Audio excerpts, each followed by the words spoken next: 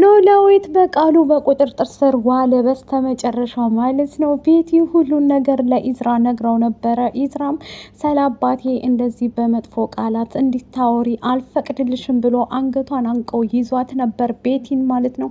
ቤቲም ደግሞ እመነኝ አባትህ ማለት ሴራውን እየጠነሰሰ በጣም ከባድ ሰው ነው፣ አንተ ማታውቀው ሰው ነው ብላ ስትለው በጣም ተናዶ እሷን እየተቆጣት ነበር ማለት ነው። ግን እሷ በስተመጨረሻ እቤቱ ቀጥ ሰጥ ብሎ ሂዶ አባቱን እያናገረው ነበር። አባዬ ምንድን ነው የምሰማው ነገር? ያቺ ቤቲ እንደዚህ እንደዚህ አለችኝ፣ እውነቷን ነው?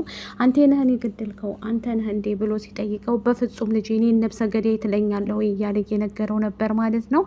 በስተ መጨረሻ ግን ያም ሆኖ እያወሩ እያለ እኔ ያንተ አባት እንደዚህ አይነት ሰው አይደለሁም፣ ምን አልካት አንተ እንደዛ ስትልህ? እኔም አንገቷን አንቄጃት ነበር እያለ እየነገረው ነበር ማለት ነው። ለወይዘሮ ሜላትም በቃሉ እንደገደለው ነው የነገረቻት ማለት ነው። ሰላምም አንቺ ነሽ እንደማየ የገደልሽው አንተ ነህን እያለች ነበር። ሰላም ጤና ይስጥልኝ ውድ ቤተሰቦቼ፣ ለቻናል አዲስ ከሆናችሁ ላይክ፣ ሸር፣ ሰብስክራይብ ማድረግን አትርሱ ማለት ነው። እነሆ ኖላዊቶችን ይዘላችሁ ወጥተናል። የኖላዊቶች ጉዳይ እንደቀጠለ ነው ማለት ነው። ታሪካቸው ያስቃልም ያሳዝናልም ማለት ነው። እንግዲህ ዙሮ ተዘዋዙሮ የአንቴነህን መሞት በማስከተል ማለት ነው ቤቲ ሁሉንም ነገር አንቴነህን የገደለው ራሱ በቃሉ ነው ብላ ለወይዘሮ ሜላትም እየነገረቻት ነበር ማለት ነው። ምግብ እየበሉት አለ ሰላምና ሜላት። ከዛ እማዬ አንድ ጥያቄ ልጠይቅሽ ትላታለች። ጠይቂ፣ ምን ሆነሻል? ችግር አለ እንደ እያለች ትጠይቃት። አንቴነህን የገደልሽው አንቺ ነሽ አይደል እማዬ ትላታለች።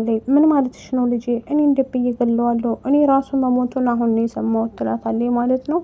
እማዬ የምሬን ነው፣ እስር ቤት ድጋሚ እንድትገቢ ስለማልፈልግ ነው ብላ ትላታለች ቤቲ ሰላም ማለት ነው። ሰላም አሁን ላይ ያለችበት ሁኔታ በእርግጥ እያዘነች ነው። ምክንያቱም እናቷ ድጋሚ እስር ቤት እንድትገባ ወይዘሮ ሜላት አትፈልግም ማለት ነው። እንደዚሁም ደግሞ የአንቴነህን መሞት አስከትሎ በቃሉ ሆቴል ቁጭ ባለበት መስፍን ሰጥ ብሎ ሂዶ እያለ ምንድን ነው ያለው? አንተ ሰው ነህ እንዴ ምግብ የምትበላው እያለ እንዴ ምን ማለት ነው?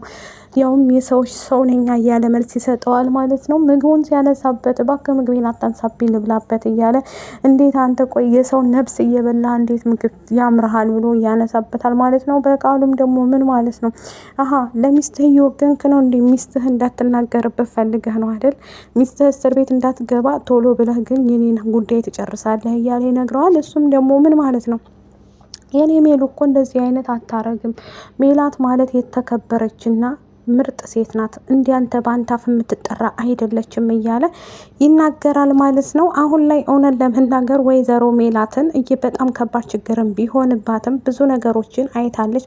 ዞሮ ተዘዋዝሮ ግን ቤቲ ስለመሰከረችም ቤቲም ደግሞ የእሱ እጅን ያለበት እያለች ስለነገረችው መስፍንም ደግሞ ሚስትህን ጠይቅ እንጂ እዛ የኔ ወይዘሮ ሜላት ምንም ነገር የምታውቀው ነገር የለም፣ ተኔ ሚስት ጭንቅላት ላይ ወረድ ይበል በማለት በቃሉን ተቆጥቶታል ማለት ነው። በቃሉም ደግሞ ይሄ ሰው ታሟል ማለት ነው፣ ለየልህ አይደል እያለ ይለዋል። እኔ ምንም አልሆንኩም፣ አንተ አረመኔና አስመሳይ ነህ፣ እንዴት በእኔ ሚስት ትቀልድ ያለህ እያለ ይነግረዋል ማለት ነው። ወይዘሮ ሜላት አሁን ላይ ታውቃላችሁ ብዙ ጫና አለባት ማለት ነው። ሀና ለአሲር ሽማግሌ እንደምትልክ ለጆሮ ትነግረዋለች ማለት ነው። እቤት ሽማግሌ ሊላክ ነው ስትለው አሲርም ደግሞ እንደሚወዳትና እንደሚያፈቅራት ስለሚያቅም ውስጡን ቢጎዳም ለሷ ብሎ ግን የራሱን ነገር ትውት አድርጎ ለሀና እየኖረ ይገኛል ማለት ነው። ምክንያቱም ቁርጡን ብትነግረው ቁርጡን ቢያቅ ግን እሷ እንደማትፈልገው የሌላ እንደሆነች እያወቀ ግን መታገስ ዋጋ አለው ብሎ የታገሳት ነው ያለው አሲር ማለት ነው። አሲርን እንግዲህ ከኢዝራ ጋር ልታስተዋውቀው ሆቴል ይዘው ታዲያለች ማለት ነው። ኢዝራንም ደግሞ ሰው አስተዋውቀሃለሁኝ እያለ ስነግረው ማን ነው ምንድን ነው? ሀንዬ በጣም ደስ ይለኛል መታወቅ ማን ነው እያለ ከዛ ቆየ እኮ ሀኒ አይመጣም እንዴ ሲላት አይ ይመጣል ይሄው እናመጣ ይሄ እንዴ አሲርን ነው እንዴ ይላታል። አሲርን እኮ አውቀዋለሁ ማለት ተዋውቃችሁ ስትለው እንዴ በፊት እኮ ከነ ተምቹና ከኤላ ጋር ተዋውቀዋለሁ ብሎ ይላታል ማለት ነው። በዛ ሰዓት ላይ እሷም ደግሞ ስለ ሀና አንድ ቀን ታቅ ይሆናል ብሎ ስላለው እችን የመሰለች ልጅ እንዴ ከዚህ በፊት እኮ አውርተናል እያለ ይነግራታል ማለት ነው። አሲር ቢናደድም ሀና የሌላ ሰው ብትሆንም አሁንም ቢሆን ግን መተው አልቻለም ማለት ነው። ሀናን እንደሚወዳት እንደሚያፈቅራት እያየን ነው ማለት ነው። ተምቹም ደግሞ ከድንብላል ጋር ያለውን ነገር ያው እየሄደ ይገኛል ማለት ነው። ወደፊት ጉዞ ወደፊት እያለ በዚህ ሰዓት ላይ ወይዘሮ ሜላት አሁን ትልቁ ጸቧ ምንድን ነው?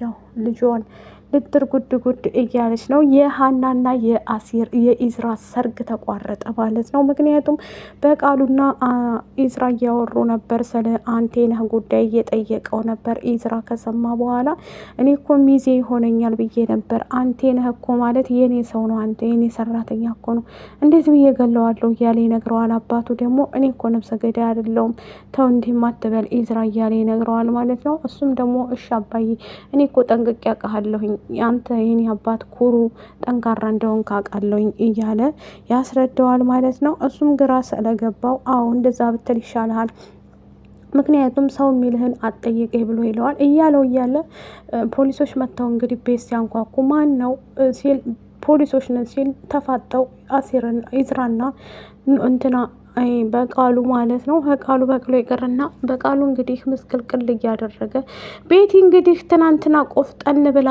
እሱ ጋር ጀግንነቷ አስተዛሬ ተደብቃም ነበር ሜላት ቤት። ዛሬ ላይ ግን ቁፍጥን ብላ ቀጥ ብላ እቤቱ ሄዳ በቃሉ ቤት አንተ አረመኔ፣ አንተ የተረገምክ እህቴን ትለቃታለህ? አትለቃትም ደግሞ እንትና የአንቴነህ ሞት ላይ እጅህ አለበት ብላ ስትለው እሱም ምን እያልሽ ነው ያምሻል እንዴ እያለ ይላታል ማለት ነው። ምክንያቱም እህቴን ልትለቃት እፈልጋለሁ እንዳንቴነህ አረጋታለሁ ካልክ እመነኝ ህይወትህን ጨለማ ነው ማረገው ብለው ትወጣለች ማለት ነው።